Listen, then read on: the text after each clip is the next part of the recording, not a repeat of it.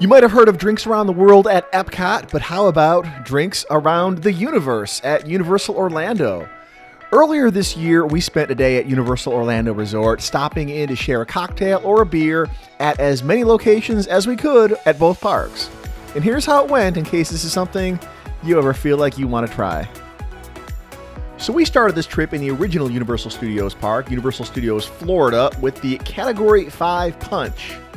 It tasted pretty much exactly like a hurricane, if you're familiar with those, which I suspect it was, but I think Pat O'Brien's Pub, the one in New Orleans, and there's also a location here at City Walk, has the copyright on that name or something. At least that's what one of the bartenders told me.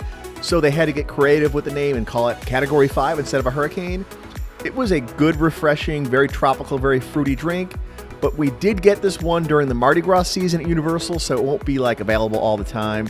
But you can substitute your own choice here. There's usually some kind of seasonal drink stand set up at that booth next to Transformers where we got this.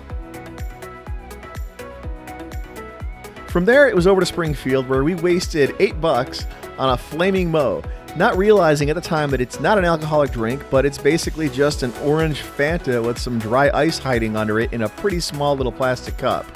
Honestly, this thing is probably the biggest ripoff at Universal. Don't make the same mistake we did and get a Duff beer instead. This is the one place where we should have done a do-over. If you want an orange Fanta, if you want something like that, a soda, go with one of those Coke Freestyle cup machines and skip the Flaming Moow. Really not worth it. This drink is a total gimmick. Next up, Diagon Alley, where we mixed up our own concoction that we had learned about on social media, maybe TikTok or something. It's called a buttered fire whiskey. You buy a butter beer and you buy a fire whiskey, which is basically just their name for Fireball, and you mix them together to create a new potion. This is an unofficial drink hack that is not endorsed by Universal or J.K. Rowling or the Wizarding World, so you're not even allowed to mix these at the bar. But once you buy your butterbeer from one spot and your fire whiskey from another, you can take them wherever you're going and you can do whatever you want with them. I don't really love Fireball, I'm not crazy about it, but this one was pretty good.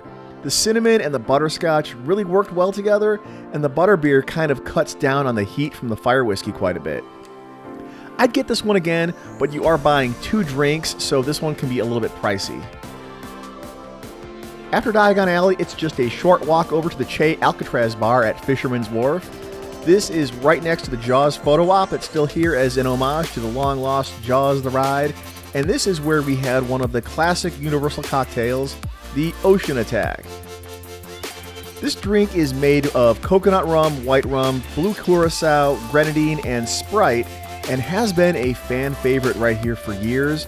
If you're going to do a drinks around the universe, this is probably one you shouldn't miss. It's pretty iconic here, and it comes complete with a fun little show from the bartender. Yes!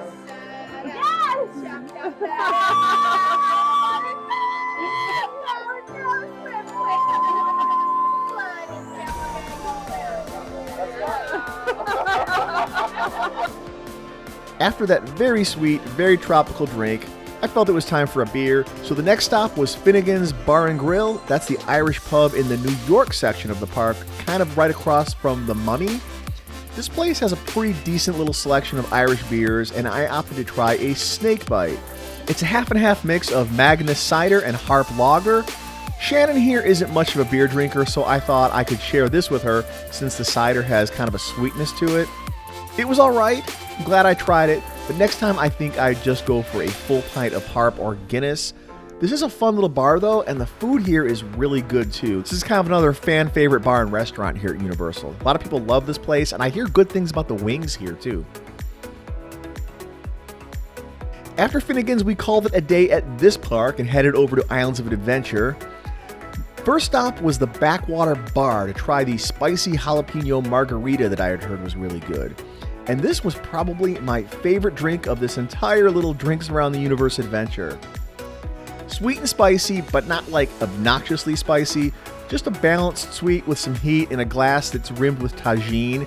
That's that great lime spicy seasoning. If you know what that stuff is, you know what I'm talking about. It's great on everything. After that margarita, we realized we hadn't eaten in a little bit, so we made a little pit stop for some tater tots at the Green Eggs and Ham Cafe at Seuss Landing. Very good. before heading over to Hogsmeade for another Wizarding World drink. This time we tried the Dragon Scale Ale. It's a dark lager brewed specially for the Wizarding World that I really liked.